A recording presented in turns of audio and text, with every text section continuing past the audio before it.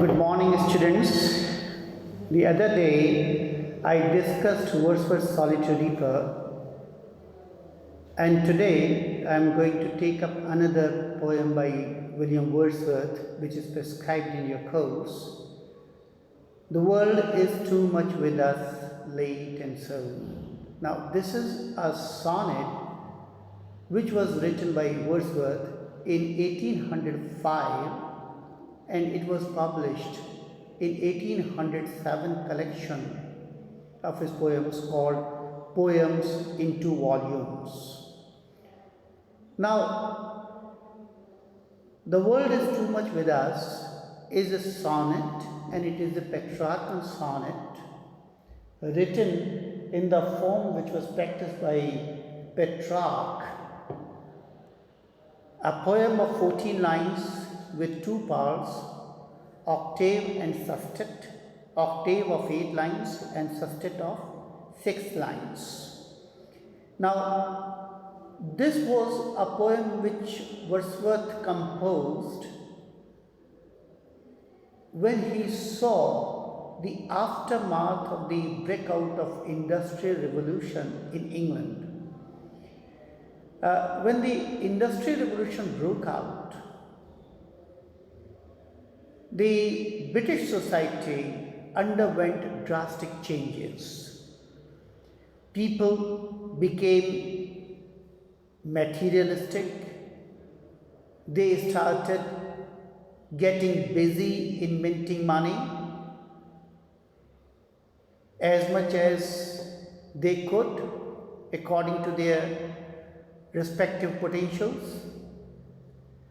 Now, Wordsworth, the poet, when he saw the world, the society lost in materialism, then he composed this particular sonnet, The World is Too Much With Us. This is one of the most popular sonnets of Wordsworth, and there is no anthology of world poetry where you won't find this particular sonnet by Wordsworth. It is one of his representative poems in the sense that it presents Wordsworth as a poet living in his present, not escaping to medievalism, to ancient times, or to future. He lives very much in the present. He analyzes the present society, the contemporary society, and being fed up, being disgusted with the type of lifestyle of the people, he said that the best solution to the ailments of mankind can be found only in the lap of nature. Materialism is no solution to human development. It is said, where money accumulates, soul decays. And the same idea you will find in this poem. Here, Wordsworth comes before us as a poet of nature, as a high priest of nature as well. So we begin the poem. The opening lines are like this: The world is too much with us, late and soon. Getting and spending will waste our powers. Little we see in nature that is ours. For this, for everything, we have given our hearts away, a sordid boon. The sea that bears her bosom to the moon, and the winds that will be howling are upgathered now, like sleeping flowers. For this, for everything, we are out of tune. It moves us not, great God. I would rather be a pagan, suckled in a creed outworn. So might I, standing on this present lay, have glimpses of approaches rising from the sea, or hear old Titon blow his wreathed horn. So, the poet begins by analyzing and observing the society he was living in.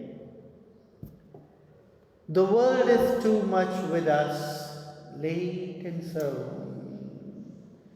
With us means the people, the masses, the commoners who were living in that particular time of industrial revolution in England.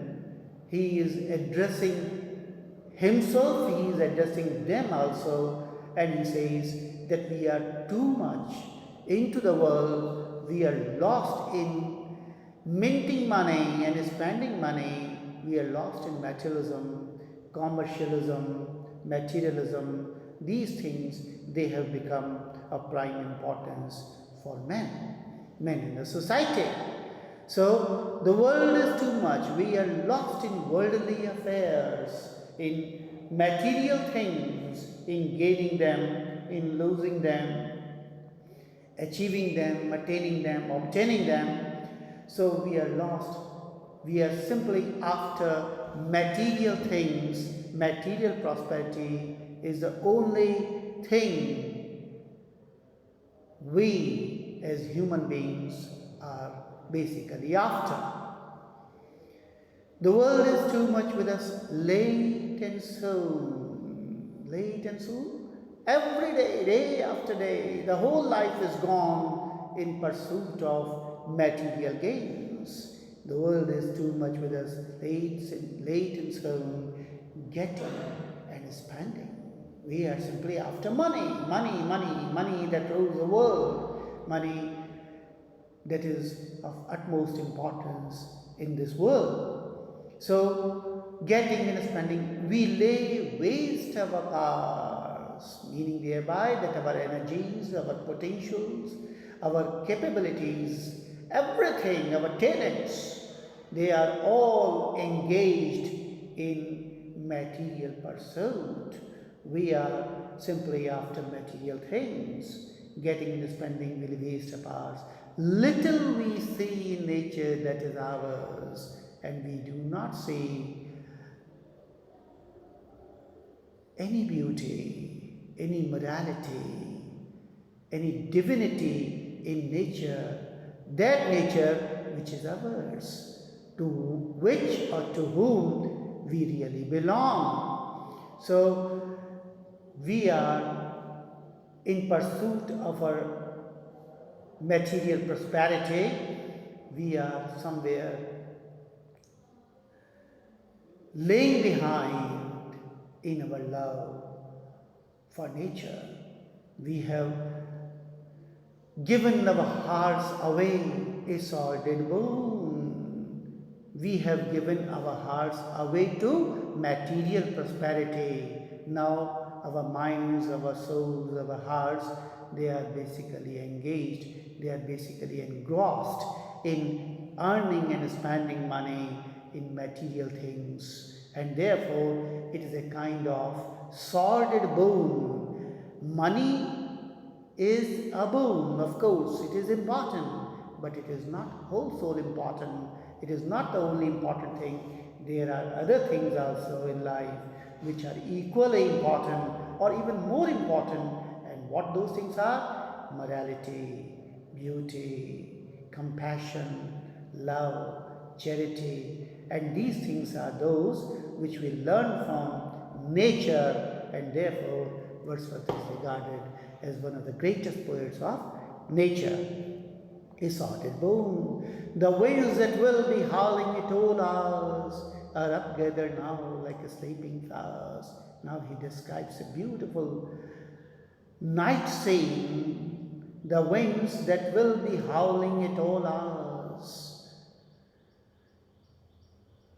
The winds which are making noise throughout the day are upgathered now like a sleeping flowers. And the moon that bears her, and the sea that bears her bosom to the moon. The sea bears her bosom. The ocean is presented in the form of a lady, and she bears her bosom wholeheartedly, open-heartedly. She welcomes the new moon, and she welcomes the full moon, not the new moon, I should say. She welcomes the full moon, and she bears her bosom to the moon. And the winds that will be howling at all hours are upgathered now like sleeping flowers. For this, for everything, we are out of tune, meaning thereby that the man in modern society, in the contemporary society of Wordsworth, he was out of tune for these beauties of nature. He could not understand and appreciate the beauty of nature and the morality, the moral preachings that nature could provide, because his mind and soul, they were engaged, they were engrossed in material pursuits. So, for this, for everything we are out of tune, it moves us not. Great God, I would rather be a pagan, suckle in a creed outworn. And now,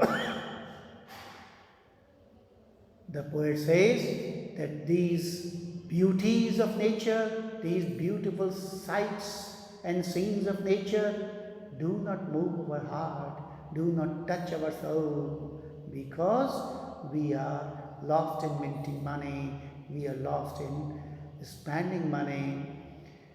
And therefore, the poet says that I wish I had been, that is, the poet had been born in, not in Christianity, not as a Christian human being, but as a person, as a pagan. Paganism, the religion of those ancient races who believed that there is God in every manifestation of nature. So he says that had I been born in a creed outworn, outdated, that creed which was paganism, I would have been more happy, because then I would have believed that there is some God or demigod in every sight and scene, in every manifestation of nature. I would rather be a pagan, suckered in a creed outworn. So might I, standing on this present lay, standing on the seashore, had he been born in paganism, then certainly he would have seen the sea god rising from the ocean, and he would have seen Proteus, and he would have seen Triton, who were the gods of pagan world. He would have actually watched them rising from the ocean, because pagans were the persons who believed that there is God everywhere, in every aspect and manifestation of nature. So this is a perfect sonnet, and one of the most popular sonnets of Wordsworth, where he comes out with the basic theme that if money accumulates, soul decays, and soul decays because money is the thing, or material pursuit is the thing, because of which we go farther away from nature, from godhood, from religion, from being a moral person. Thank you very much. This was my lecture for today. Thanks.